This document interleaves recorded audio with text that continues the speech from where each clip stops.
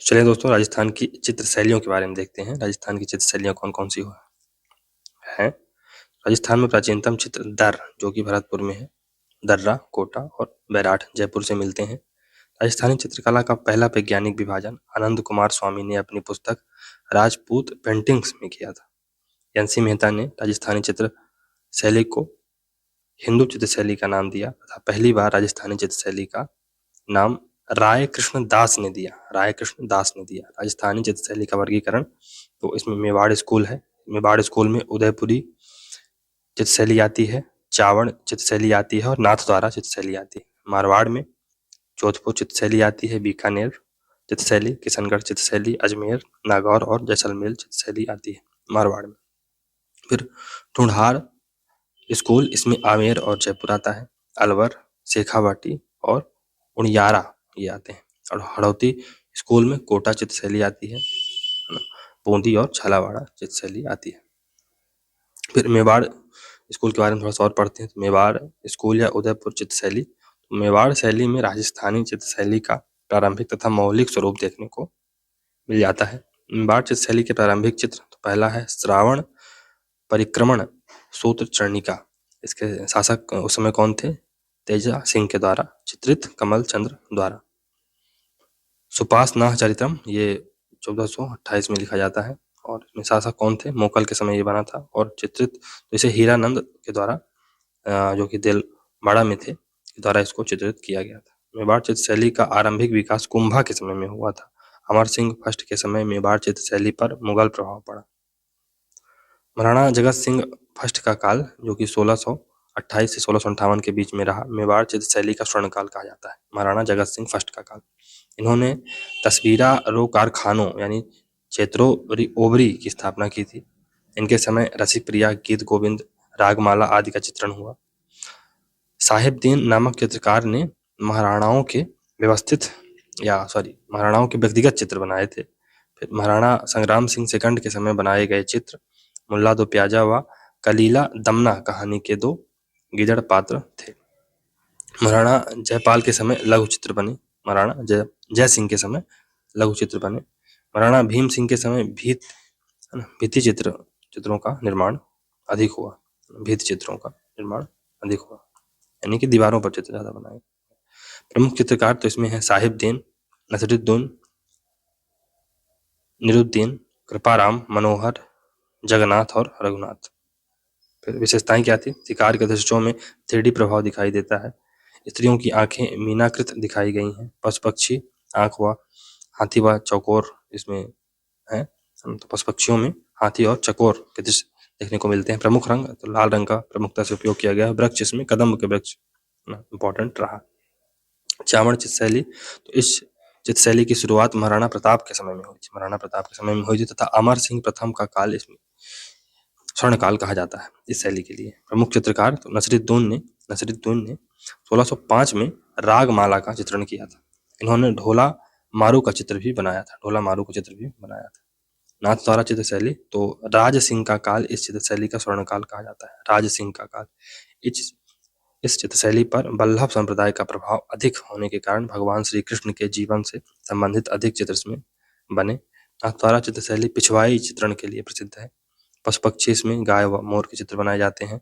रंग इसमें पीला व हरा उपयोग किया जाता है और इसमें वृक्ष महत्वपूर्ण कौन सा है? केला। चित्रकार तो बाबा नारायण, रामलिंग, हीरालाल, चंपालाल, घासी राम, चतुर्भुज और कमला इलायची। देवगढ़ चित्र शैली, इस चित्र शैली की शुरुआत द्वारिका दास चूटावत के समय हुई।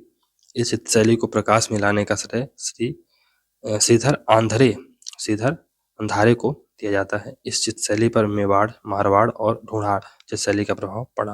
प्रमुख चित्र इसके तो अजारा की ओबरी और मोती महल के भित्ति चित्र इसके महत्वपूर्ण चित्र रहे हैं। अब चित्रकार इसमें तो कंबला है, बैजनाथ है, बगता है, चोखा है, हरचंद है और नंगा है। मारवाड़ स्कूल, तो इसमें जोधपुरी चित्र शैली प्रमुख है। इस चित्र शैली की शुरुआत राव मालदेव के समय हुई। राव मालदेव के समय चोखे लाव महल के भित्ति चित्र बनाए गए। यहाँ पर राम तथा रावण के युद्ध के दृश्य चित्रित किए गए। जसवंत सिंह के काल में जोधपुर चित्र शैली पर मुगल प्रभाव पड़ा। जसवंत सिंह के समय प्रेत कथाओं का चित्रांकन अधिक हुआ, जैसे ढोला मारू, महेंद्र मूमल। मान सिंह का काल जोधपुर चित्रशैली का स्वर्ण काल माना जाता है। इनके समय नाथ संप्रदाय से संबंधित चित्र अधिक बने। मालदेव के समय प्रमुख चित्र तो देवी, महात्मा, कामसूत्र, पंचतंत्र और शिव के चित्र बनाए गए। प्रमुख चित्रकार तो डालचंद्र, अमरदास, शिवदास, जीतमल, छज्जू, राम सिंह, दाना भाटी। तख्त सिंह के समय यूरोपीय प्रभाव पड़ा। नोट, तो 1623 में वीर जी ने पाली के विट्ठल दास चंपावत के लिए रागमाला का चित्रण किया। विशेषताएं तो प्रेम कहानी से संबंधित चित्र अधिक बने। दरबारी जीवन, रेत के टीलों तथा बिजली चमकते बादलों के चित्र देखे गए। घोड़े व कुत्तों के चित्रण। फिर प्रमुख रंग तो पीला और प्रमुख वृक्ष तो आम था। फिर बीकानेरी चित्रशैली, तो बीकानेरी चित्रशैली की शुरुआत राय सिंह के समय हुई। बीकानेरी चित्रशैली के प्रारंभिक चित्र भागवत पुराण को माना जाता है। राय सिंह उस्ता कलाकारों को बीकानेर लेकर आए, है ना। इसमें अली रजा व रुकनुद्दीन प्रमुख है। अली रजा व रुकनुद्दीन प्रमुख है। उस्ता कला तो ऊंट की खाल पर सोने की चित्रकारी की जाती थी। ऊंट की खाल पर सोने की चित्रकारी की जाती थी। स्वर्गीय हिसामुद्दीन उस्ता को उस्ता कला के लिए पद्मश्री पुरस्कार मिल चुका है। मथैरण कला, ये क्या है? मथैरण कला तो गीले प्लास्टर पर चित्र बनाए जाते हैं। इसे आला गीला पद्धति भी कहा जाता है मथैरण कला को। मथैरण के कलाकार तो हैं मुन्ना लाल है, मुकुंद है, जय किशन है और जय राम किशन है। जय किशन, राम किशन, मुकुंद और मुन्ना लाल। अनूप सिंह का काल बीकानेर शैली का स्वर्ण काल कहा जाता है। अनूप सिंह का काल। बीकानेरी चित्रशैली की विशेषताएं तो दक्षिण भारतीय शैली का प्रभाव बीकानेरी चित्रशैली में अधिक पड़ा। रेत के टीलों का चित्रण है इसमें। प्रमुख रंग पीला व बादामी है। प्रमुख वृक्ष आम है। पशु पक्षी व हाथी के चित्र देखे गए हैं, तो पशु इसमें हाथी और घोड़े। फिर हिंदू देवी देवताओं के चित्र मुस्लिम चित्रकारों ने बनाए हैं, ये महत्वपूर्ण है। फिर किशनगढ़ चित्रशैली, तो इस चित्रशैली का स्वर्णिम काल नागरी दास या सावंत सिंह का काल माना जाता है। इनके समय निहाल चंद उर्फ मोर ध्वज ने सावंत सिंह की प्रेयसी रसिक बिहारी को राधा के रूप में चित्रित किया, जिसे बनी ठनी के नाम से जाना जाता है।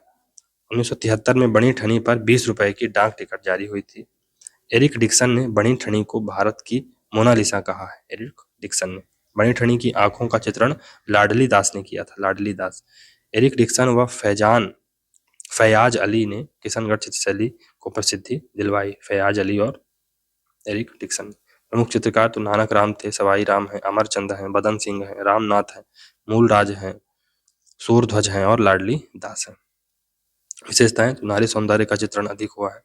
मेहंदी लगाए हुए स्त्रियों के चित्र, बगीचों तथा कमल से भरे सरोवरों का चित्रण हुआ है, भंवरों का चित्रण हुआ है। प्रमुख रंग तो श्वेत व गुलाबी रंग का प्रयोग हुआ है।